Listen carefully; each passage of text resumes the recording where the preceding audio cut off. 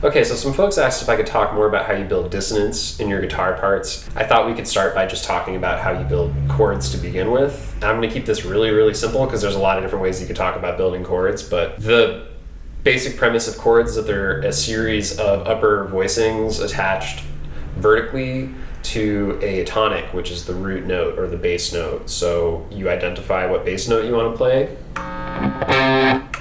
and then off of that you build your chord. So if I have my simple progression in this case, which is just the 1 and the minor third, it's going to be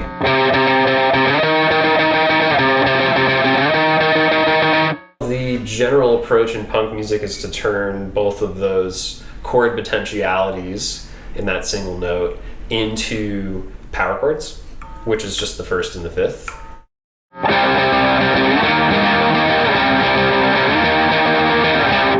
And you can add an octave on top of that if you want it to sound a little bit more rich and full. The octave, of course, related to the tonic.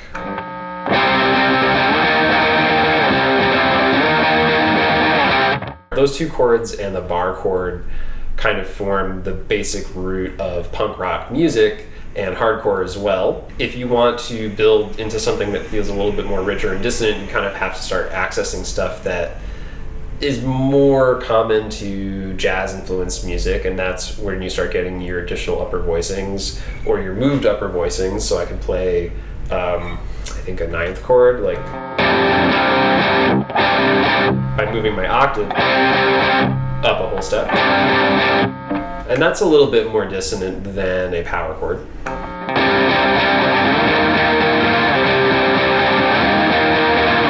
And I can add a 4th above that if I want to. Move that up.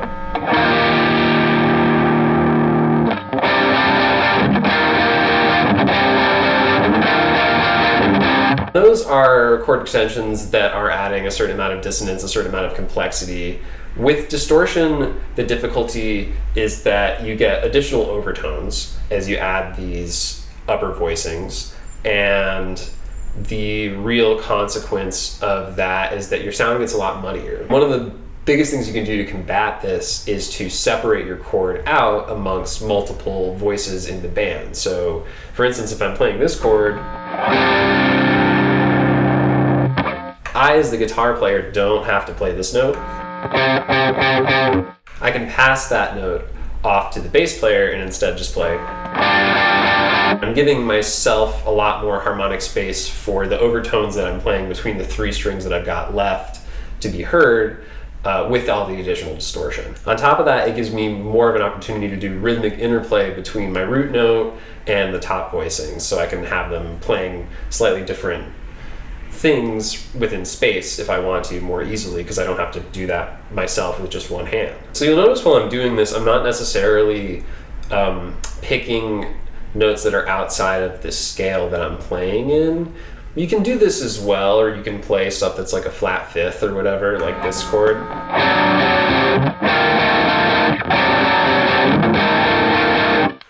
That's absolutely fine. Whatever you choose in terms of your dissonance, I think you probably want to make sure that you're keeping in mind whatever root note that you're playing at any given time. Like, the mode does matter in terms of how you're generating dissonance, and certain panic chords and whatnot are going to sound better in relation to whatever scale you're playing in. For instance, when I do big like panic chord breakdowns with this tuning, there's certain panic chords that sound a little bit more appropriate for the open C chug than others, and I tend to lean on those more frequently, although I don't use them exclusively, like, and then up here.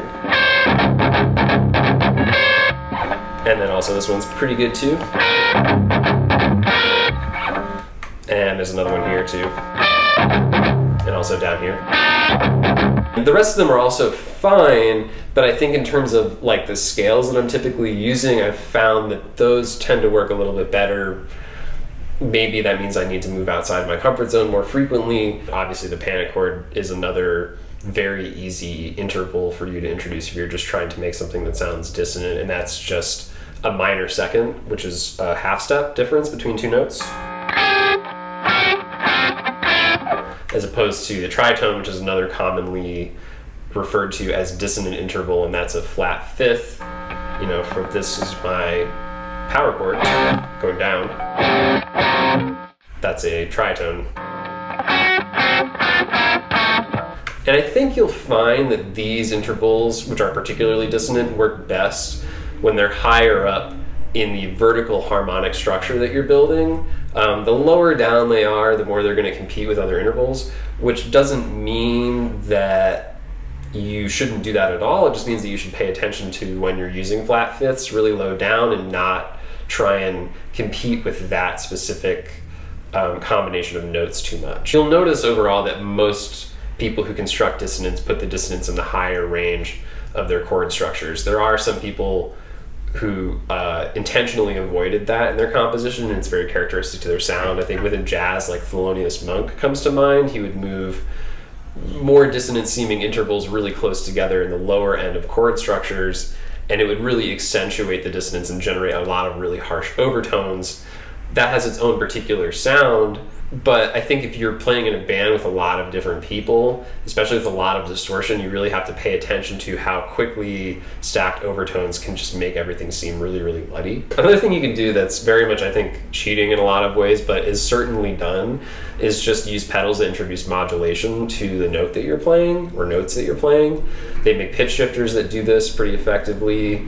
They also make chorus pedals that essentially do this. They kind of introduce a little bit of a waver to your sound. And that can make things seem a little bit more detuned, a little bit more dissonant. That's partially why I think chorus sounds a lot better when it's picked out as opposed to strummed through, especially when you're adding distortion to it. And the last thing I think I want to bring up is just this idea that you can use timbre effects to make your playing seem a little bit more detuned and dissonant as well. Like one clear example is just like pressing down extra hard when you play a note. Like I can fret it normally, and I can press down really hard, and it goes slightly out of tune.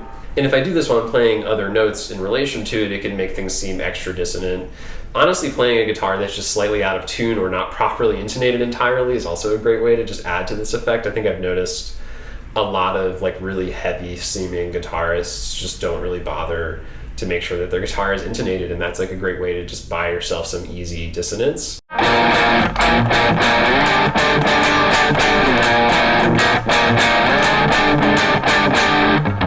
Yeah, that was just like a little taste of something you could try, I guess. I don't know. I think that's maybe a flat 9 chord. I'm not entirely certain. In this tuning, which I'll put in this description, it's like 3, 4, 3, 3. I'm not entirely certain. I was just fooling around. But yeah, I mean, that's kind of, I think, a big key to figuring out good dissonance too, is just to sort of make sure that you're experimenting and playing with different ways that you can build chord shapes and changing the position of different notes that you're fretting and just seeing how all that works. Yeah, it takes a little bit of patience, but I'm sure you'll figure it out eventually.